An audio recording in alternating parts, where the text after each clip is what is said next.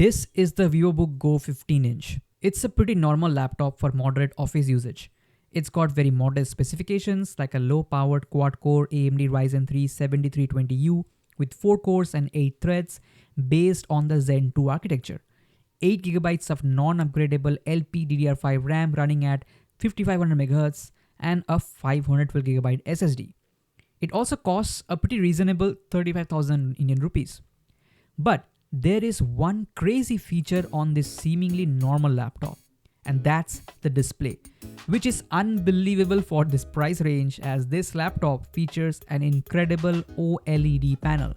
And my god, once you use this, you cannot go back to LCD. What's going on guys, Diptesh here. Welcome back to the channel. In this video, we're going to take a look at the Vivobook Go OLED base model and check out its gorgeous display and also how it performs for day-to-day tasks, media consumption, and also a little bit of gaming. But before all that, make sure to hit the subscribe button and turn on notifications. And if you wish to purchase this laptop, please consider purchasing from the link in the description to support the channel monetarily. Alright, with that said, let's get going. Let's get straight to the main event, that is the display. The Vivobook Go features a 15.6-inch OLED panel with a resolution of 1920 by 1080 running at 60 Hz. The panel features a wide color gamut of 100% DCI-P3 and can get up to a peak brightness of 500 nits. This basically makes this laptop perfect for media consumption and is easily the best choice for this task.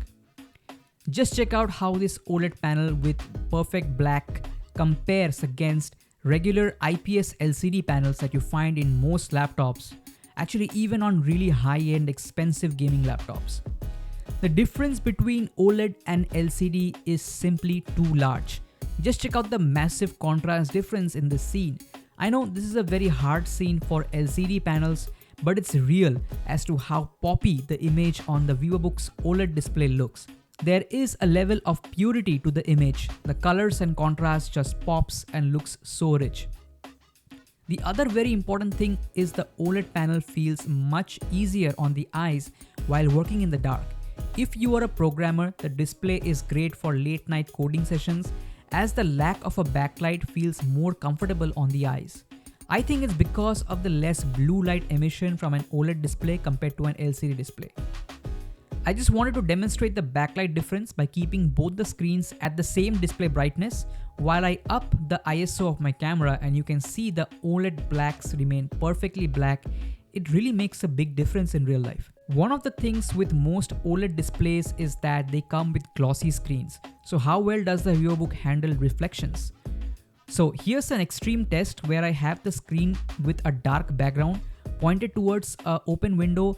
And as you can see, the brightness of the OLED panel is actually quite enough to overcome the incoming light and reflections. I would say this is a good performance, and it's even better if you are using a white background.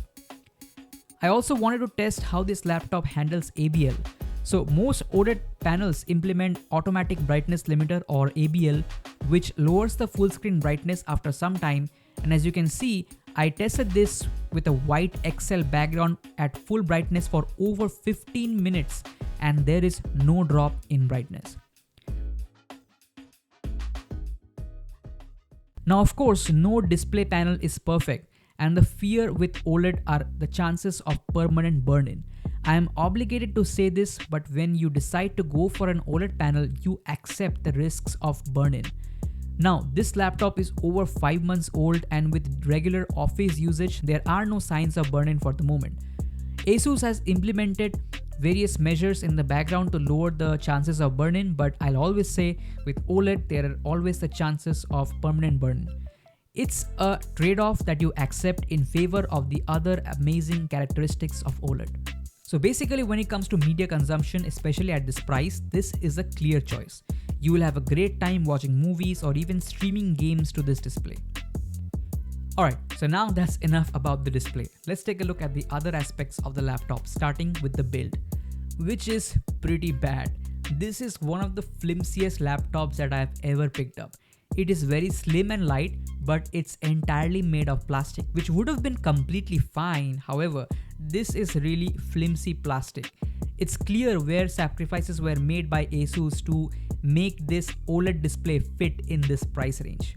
I would suggest to not fight with this laptop and rather take care of it. Moving on to performance, now this is the type of laptop where my regular way of testing performance wouldn't really make sense. So for this, I'm going to test specific applications and see if the laptop is usable for such tasks.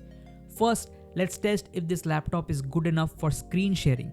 The Ryzen 3 7320U features the RDNA 2 610M iGPU with only 2 compute units, but that's good enough for screen sharing. As you can see here, there isn't much choppiness and lag.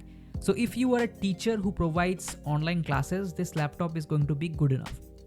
If you are also doing screen captures using OBS, once again the 610M iGPU does a good job at encoding and takes the load off of the CPU. As you can see here, the CPU usage is quite low while the iGPU takes care of the screen recording, which is why your laptop usage remains quite snappy while the screen recording is active. Next, what we're going to test is photo editing using Lightroom. This can be a genuine use case with this laptop since this laptop features a great display. Here I am editing a 24 megapixel RAW file from my Sony a6100 mirrorless camera, and the laptop is handling these basic edits pretty fine. Once you start applying masks, it still trudges along fine, but at this point you start to really push against the 8GB RAM capacity. So RAM is the main limiting factor here, which cannot be expanded unfortunately. One way you can try to free up a lot of RAM is by using one of those de-bloated Windows 11 ISOs like Tiny11, or you can perform the de-bloating yourself, which will free up another 3 to 4 GB extra memory. So what about video editing? Once again, yes, it can edit videos, but keep your expectations in check. It's only good enough for very basic edits. I can play back 4K videos from my Sony a6100 on the timeline pretty decently without too many frame drops, but once again, you start color grading or applying too many effects, it'll become quite choppy. On top of that, you run against the 8GB memory and pretty weak CPU and iGPU. Overall, I would say that yes, you can edit videos, but only very basic edits like cuts and a few transitions here and there and light color grading. Alright, finally, let's move on to some gaming. We're going to test using the best performance mode in Windows and performance fan profile selected in the My Asus app. Okay, let's start with CS2 at 720p lowest settings, and the performance is pretty poor. It starts off at 15 watts, but slowly it drops down to 8 watts, and the frame rates drop as well, below 60 FPS, which is unplayable for this game in my opinion. Do note CS2 is a lot more demanding than CSGO, so this performance isn't surprising. Moving on to Valorant, and the performance is actually quite good with this very basic iGPU. You will average over 100 FPS in this game at 720p lowest settings, and the experience is much smoother than CS2. Now there is no point in testing AAA titles because honestly this iGPU is quite weak. So I'm going to test a couple of older AAA titles which are still very fun to play. Starting with Far Cry 3, and at 720p low settings we get around 45 FPS on average, and that's honestly a pretty good experience. It does not feel choppy and is enough for some casual play. One thing I must say that this OLED screen makes the game look so good despite running at 720p low settings.